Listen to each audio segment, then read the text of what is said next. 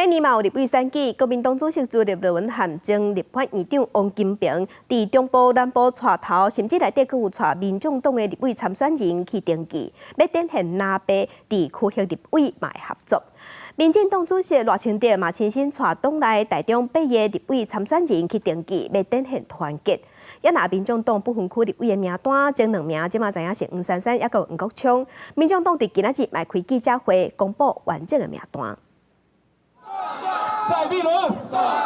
国民党主席朱立伦带队，台中市长罗秀燕甲代表民众党参选台中第1选区的蔡壁如手牵手，也有台中其他选区南赢立委参选人做伙登记。南部是由前立法院长王金平带领，包括高雄第1选区南赢让民众党张文丽嘛共同登记，展现南北区域立委的合作。今天最重要的目标就是台中的8+1，不管是国民党的候选人，不管是民众党的蔡壁如，我们都要当选，我们一起加油。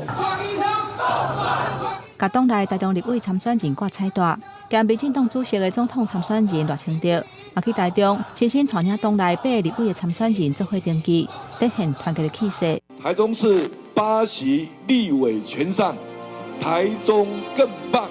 各位父老乡亲，我们打还是全力打，好不好？好。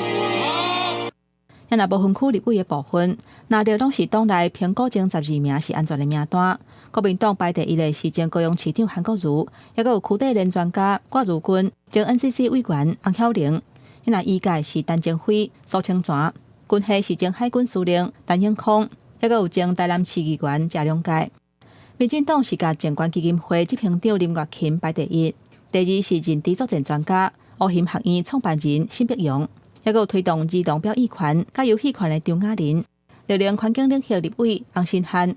新住民领域立委罗美玲，性平领域立委范云，演员郭玉晴。也若民众党推出不分区立委前2名，也是郭文德竞选总干事黄珊珊，甲前立委黄国昌。另外，进前传出争议，有中国配偶身份的徐春英是无列入去名单内底。不过正式的名单，22民众党才会开记者会来公布。记者综合报道。